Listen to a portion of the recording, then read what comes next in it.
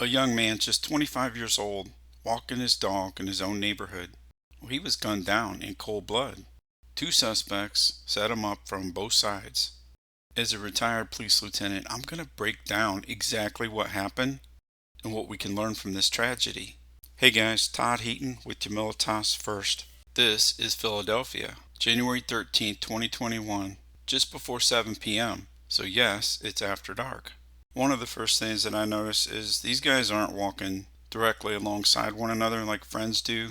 It's more like these two are in a little bit of a formation. In my mind, it's a question of attention. When you're lost in conversation, well, you're more vulnerable. Well, these guys, they're not engaging in distracting behavior like conversation. They're kind of stacked up, right?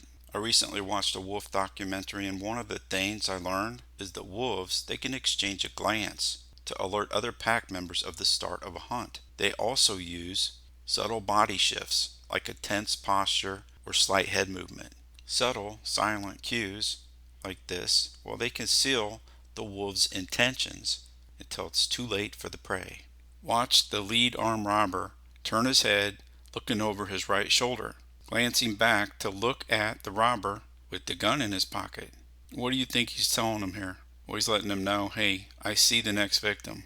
And we're going to see the next victim step into the frame walking his dog. If the bad guys can see you, well, then you ought to be able to see them. And where possible, it's to your advantage to see them at the moment that they see you, because then you get to see their reaction. What would the victim have seen?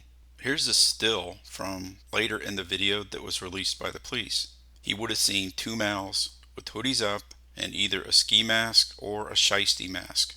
They both concealed their identities. Now I understand this is January, so it's cold, but where are we? Are we in a low crime area?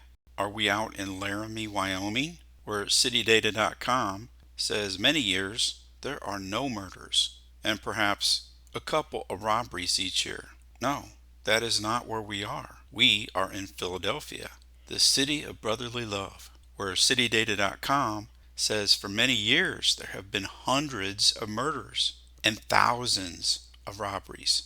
You got to know where you are. Additionally, according to crimegrade.org, this location is in a high crime, dangerous area of Philadephia. Big thanks to everybody who's already supporting this work through locals. Your support is much appreciated. If you haven't joined the Humilitas First community yet, head over to humilitasfirst.locals.com. This week, I'm breaking down one of the most valuable, lesson-packed videos I've ever seen for church security teams. If you find these videos to be useful, to be practical, well, please consider supporting this YouTube channel by subscribing, liking the video, and leave a comment. If I'm out walking my little dog after dark in a high crime dangerous area, then the instant that I can see these two come into my line of sight, the way that they're dressed and the environment that I'm in, I'm just going to get offline with them immediately. But how much the more am I going to get offline with them if I happen to see this first guy's response of seeing me and then immediately looking back to exchange a glance or a word with his buddy? The answer is all the more. You have to read what you're seeing. I might even do something unexpected and pick up the pace. Maybe it's time for a little jog to get over here behind this vehicle. Do I want this vehicle as cover? Nah, not really. It's more of concealment. It's going to conceal things like if I need to get my gun out. Without them knowing, I just got my gun out. It can give me a surreptitious draw, right? No, I said if, and that's a big if, but if I need to get my gun out. Look, you have to do the work to come up to speed on the legal battlefield. I can't do it for you. You have to understand your state statutes, court interpretations of those statutes, and what kind of worldview your local prosecutor has. Those are paramount to understanding your probabilities of having a problem on the legal battlefield. At a minimum, you need to understand the underlying fundamental principles. A great starting point is Andrew Branca's book on the law of self-defense, and any of his older YouTube videos that deal with legal breakdowns for self-defense. Andrew Branca is an attorney. I'm not an attorney. I'm just a retired police lieutenant. So if I share a tactic of what I might do, the part that you're missing is the work that I've done to understand the legal battlefield. There is a lot more than just, oh, they changed directions, so I pulled my gun. If that's all you got, well, you may be going to prison for a while, especially if you're in a very large American city. And yes, politics has a lot to do with that, or you might say worldviews.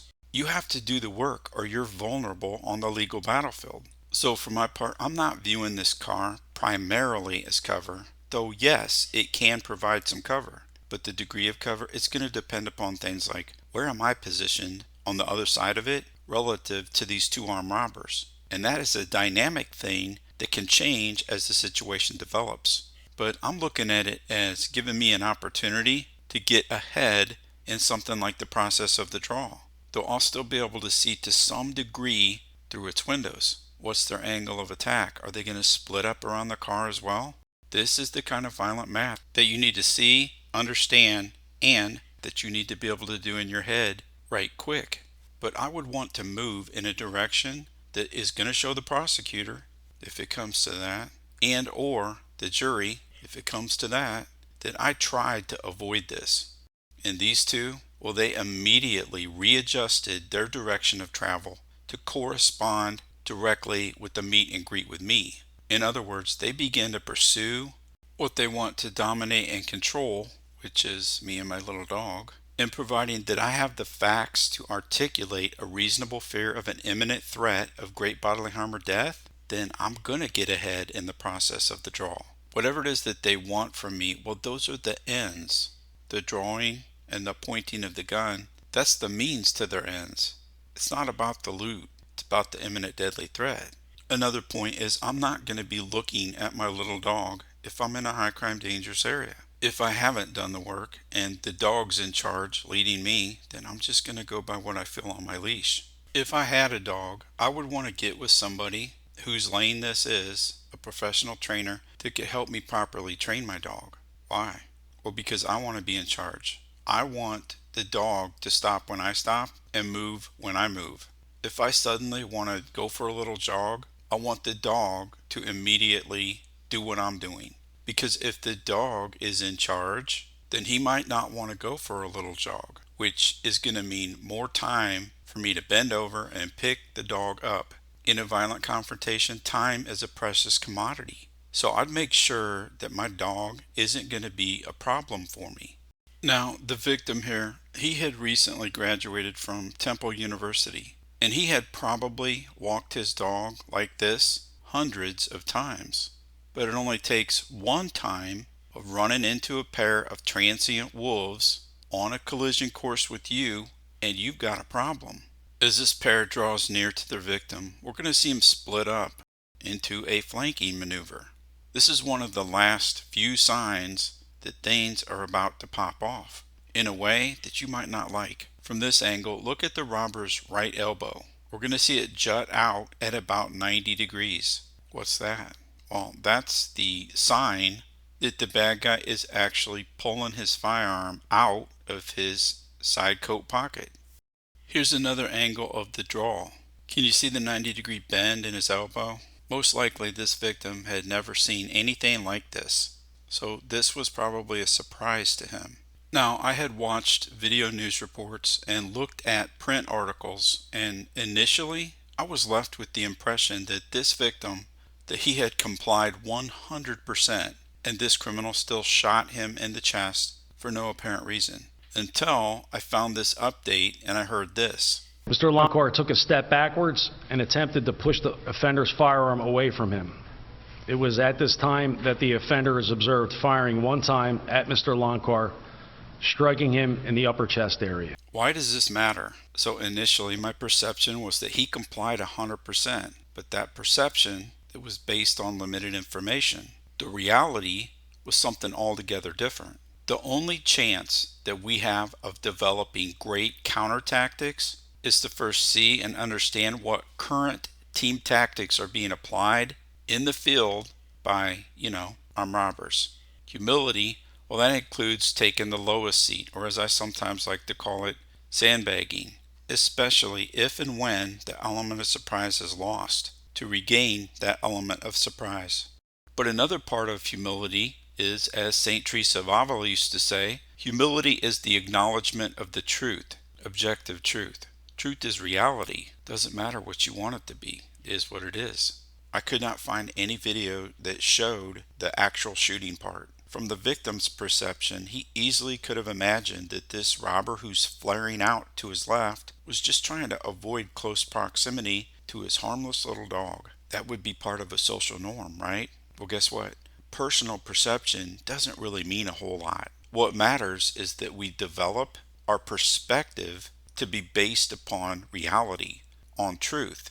So we have to take other people's perceptions into account. There are only 3 people navigating this intersection on foot, and there are options like just crossing to the other side of the street for one, for you to avoid close proximity. Why? Well, because proximity is king. It sets the stage for this kind of thing to happen. It's my best guess that the victim, he was surprised. Based upon what he did, it's my opinion, there's a very good chance that he had never seen these kinds of tactics being applied anywhere, ever. Being new to these tactics, by the time he saw and processed what he was seeing, he took a step back and pushed the gun away so that it's not pointing at him. If you have family or friends that have never seen precisely how bad guys steal time, what it looks like when they're drawing a gun, then begin by showing them the kinds of videos Humilitas first puts out. Why? So that it is less likely that they're going to have any kind of reflex or panicked response of stepping back and moving the gun out of alignment with them. That is not 100% compliance. You do that and this may happen. If I make a judgment call and I believe that I need to go for his gun right now, then I'm all in. That is going all the way to his incapacitation or my death, and both are distinct possibilities.